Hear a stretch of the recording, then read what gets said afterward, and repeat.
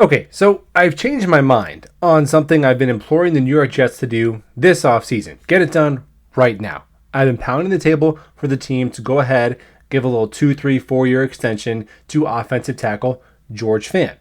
And I've wavered on that a bit. And it's not because I'm not high on George Fant. Love Fant. Man, one of the silver linings to a really rough season last year. Who saw that performance coming? So I like George Fant being a part of the future of this organization, but for a few reasons, I'm not in a hurry for the Jets to ink him to an extension this summer. Not just yet. Here's why.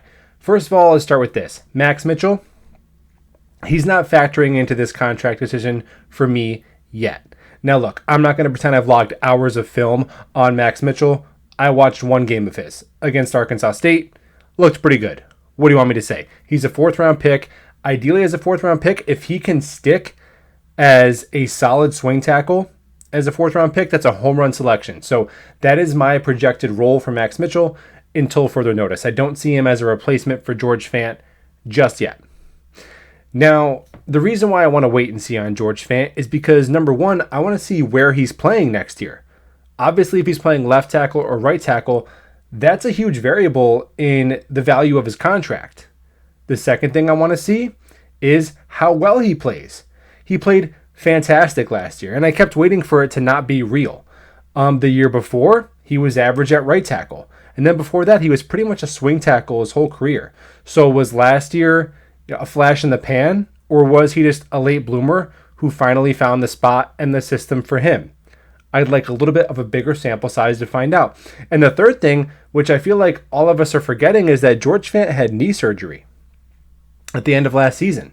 And we've all been focused on the injuries of Carl Lawson, Mekhi Becton, and it wasn't a huge devastating injury, but he still had a knee scope. And for a guy who's going to be 30, who's 6'6", 325 pounds, a knee on a 325 pounder is not the same as a knee injury on a 180-pound cornerback.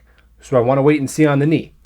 Now, the downside of waiting to after the end of 2022 to try and extend Fant is that you'd probably have to pay him more if he comes in and he plays at that same level last season and he's at left tackle. You're going to have a lot of teams sniffing around, a lot of suitors for a 30-year-old rock-solid left tackle. However, I'd rather pay that tax. I'd rather pay more for an asset that I know more about than try and time the market and pay a guy early on a smaller sample size.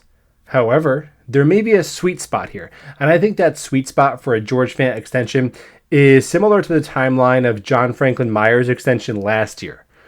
In next season in October, after 4, 5, 6 weeks in, now you have the answers to a lot of those questions. You know whether he's your left tackle or your right tackle. You've had a month and a half to check out the knee. You know if he's healthy and good to go. And let's say he's playing left tackle.